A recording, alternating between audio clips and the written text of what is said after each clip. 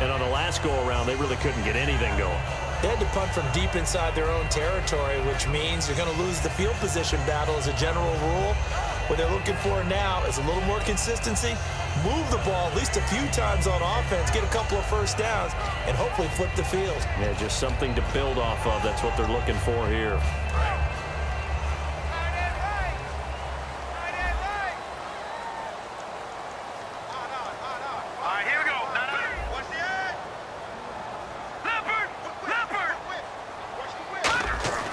They'll try and start this drive in the air. And the tip there altered the ball flight, and it falls incomplete. It'll be second down. Well, we're not playing 3 yards in a cloud of dust football anymore. I kind of get why those old school coaches sometimes didn't want to throw the football. Because if it's popped up in the air, it almost turns into slow motion, and both sides trying to get to the football, and you're holding your breath wondering whether it's going to go good or bad for your team. They'll give it to him right up the gut. And he will lose yardage and be backed up to the 24. But there's another example of why they haven't scored any points so far. I think it's time to abandon the run game, spread things out, and go to the air. It certainly can't be any worse than what they've done so far. The Rams go nickel here defensively on third. Out of the gun, they'll look to throw. And he couldn't hang on to it through the contact. Incomplete. And there was a good opportunity to just want to ride there. A drop pass. I guess that's why they call them running backs and not catching backs.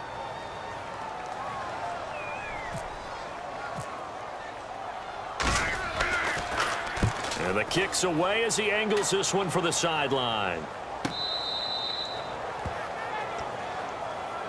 And now out on the field, here comes Los Angeles. And they will simply, Charles, be looking to duplicate what they did last drive when they were able to push it in for 6. And they hope it'll be that easy, right? To be able to take exactly what happened before, replicate it. They'd like to make a few additional changes along the way because I'm sure the defense will make some adjustments, but they've got to have great confidence having scored the last time out. Joe Hayden there to bring him down. And that's exactly what you want on a first down run. Pick up 5 yards, bring up 2nd and 5. The defensive line, though, they've got to figure out a way to out-leverage the guys up front because the offensive line is winning at the point of attack. See if they stay on the ground for 2nd down. The one running back is Gurley. To throw on 2nd down is Goff. He's going to hit his man out of the backfield, complete. And he'll get up to the 43-yard line. It's an 8-yard pickup and leads to a new set of downs. So many times you hear today's NFL described as a space game. Get your best players into space with the football in their hands. That's why sometimes you just swing it out to your runner, get him out in the flat, and let him have a chance to make people miss an open field. Goff turns and gives to Gurley. And he'll be taken down, but not before he gets into enemy territory. A nice pickup there of 11 yards, and it'll move the sticks. Really strong, effective run there out of a power set or a heavy set. 3 tight ends in the game, and that's tough for a defensive coordinator. They want to spot that lineup coming into the game early so they can get the proper defensive personnel on the field. That's why the coordinator is relying on some of the assistants to tell him what offensive personnel is hitting the field so he can adjust accordingly. They weren't able to stop him on that run.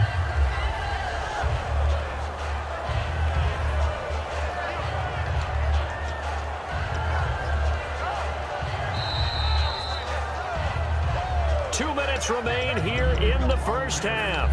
My good friend Charles and I right back at you after this. 5 yards left for the offense. It's 2nd down. 1 receiver left, 2 to the right. Here's Goff now on 2nd down. Wide open receiver, complete. And he gets this one all the way down inside the 20-yard line. An ex-teammate used to tell me all the time, I hate experienced quarterbacks because no matter what, you really can't hide what you're doing. And I think that right there, he knew right away where the blitz was coming from, where his primary guy was going to be, and he ended up going to a secondary target for a nice game. I was just going to ask you, that wasn't the primary target. He's so good at that, isn't he? I think he knew right away that he wasn't going to get to his primary guy. I think he read that as soon as he got to the line of scrimmage, knew where the pressure was going to come from, and said, I know how to beat that, and that's what he did. Sometimes play calls boil down to philosophy. You know you're facing one of the top 10 units against the run in the NFL. So do you decide to keep smashing against them, or do you decide to throw the ball here? And the D-line pinching together must be expecting the run. On second down, here's Goff. That's going to be caught at the 10-yard line. And he's going to take this one in for a Rams touchdown. Their big-bodied receiver, his 5th touchdown now on the year. And the Rams add on to their lead. He's got it, and it's 17-0.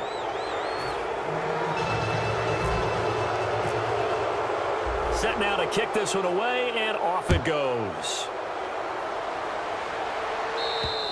And this will not be returnable. It's out of the back of the end zone for a touchback. And San Francisco gets set to go here. And 3 and out on the last drive. No points on the scoreboard. A little soul-searching now? I would say so, and they need to help out their defense a little bit. They've had to be on the field a lot more than normal, put them in some tough spots. But what's the old adage? When you get another chance, it gives you a better chance to do it right.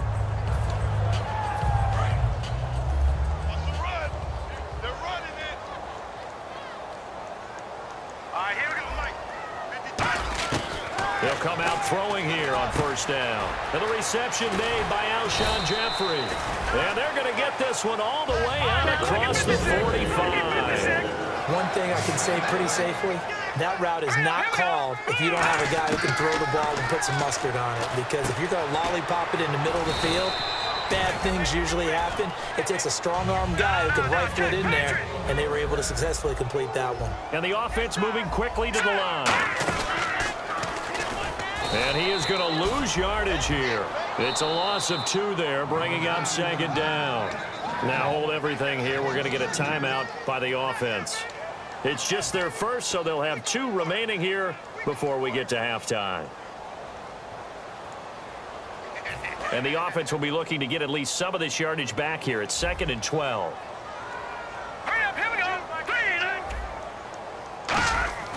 Back to throw here. He'll be wrapped up around the waist and pushed down. Now whistles come in. We're going to get a timeout here by the offense. So that means they're down to 1 remaining here as we head toward halftime. Well, they've gone backwards so far in this series. 3rd and 13.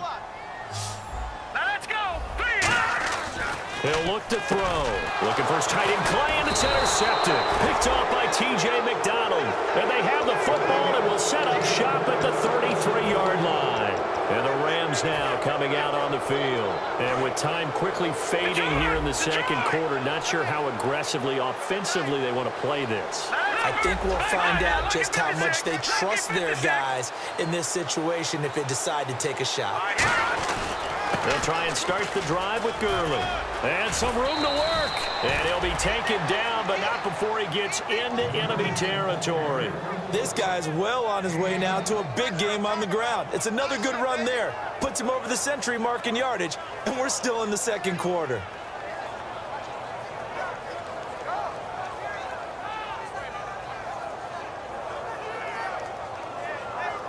So we've come to halftime. It's the visiting Rams taking the lead to the break. As we send you cross-country to our EA Sports Studios in Orlando with our halftime report, here's Larry Ridley.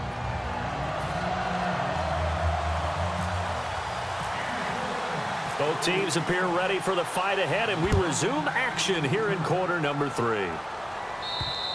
And they will not get a chance to return this one as it's through the end zone for a touchback. And now out on the field, here comes Los Angeles. They built a good first-half lead. Now they have a chance to add on to it. And what I'm thinking is that the offensive staff spent the entire halftime just working with them on, here's what we think they're going to do to attack us in the second half.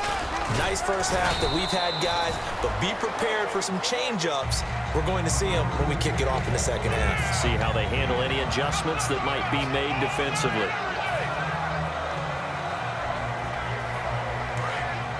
Possible run anticipation here as the D-line sandwiches together.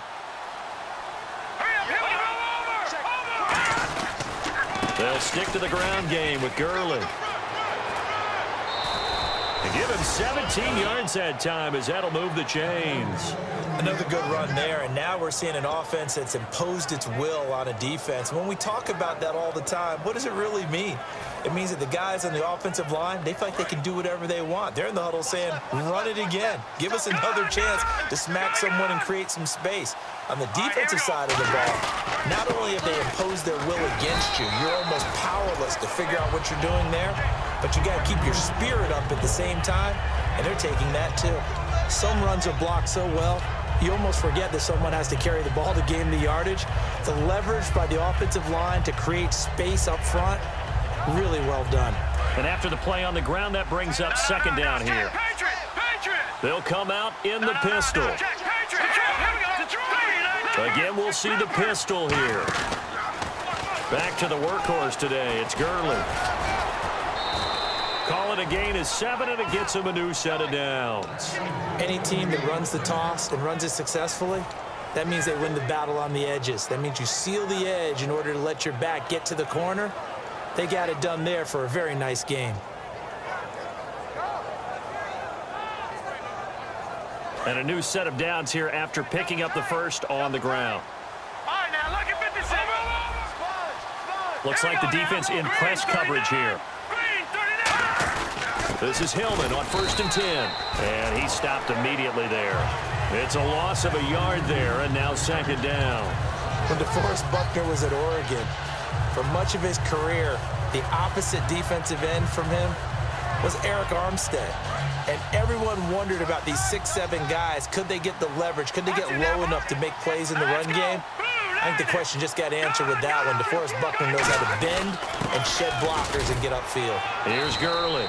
And for one of the few times here today, this run's not going to go anywhere. Dan Williams there to make the tackle. The best defensive linemen, they play with great leverage so they can get low and not get bowled over by offensive linemen. They have excellent hands. They can throw people off on a play. We just saw a great example of a really good run stop. Nowhere to go here. He lost the football.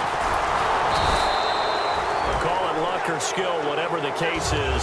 They're feeling good about just keeping the football there. Yeah, the biggest thing that they're calling it now, our ball. I mean, they don't care if it was luck or skill. Boy, the panic that jumps up in your chest when that ball's on the ground, whether you get it or your teammate gets it, just as long as you retain possession, that's all you're looking for. This one angles out of bounds at a good spot in the coffin corner. And they're going to mark this out of the 5-yard line. Here's a look at the 49ers offense as they make their way out for their first possession of the second half. They were able to get the stop defensively. Now a chance really to set the tone here in quarter 3. They can really take charge, can't they? And this is probably how it was drawn up at the half. I think we can go inside the locker room, right? And I think we would see up on the grease boards, stop them defensively, get the ball back for the offense, and let's go downfield and score. Seems simple, right? The last part, we have to find out if that's going to happen. But the first part worked to perfection. Did exactly what they wanted, and now their offense has to pay it off. See if they can get the latter 50%. They'll come up now in the Wildcat package.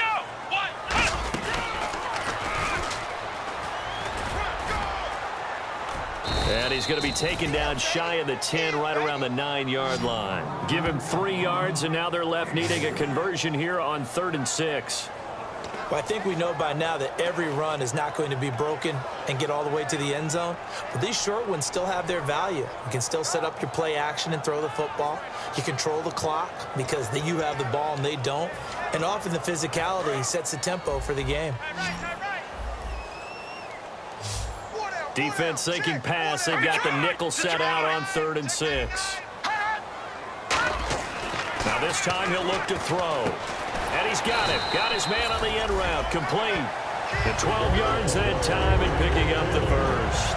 One of the selling points of the end route is it gives the quarterback a really nice sight line to his receiver and almost on a direct shot able to throw the ball into the middle of the field and have a great chance of success as they did on that play.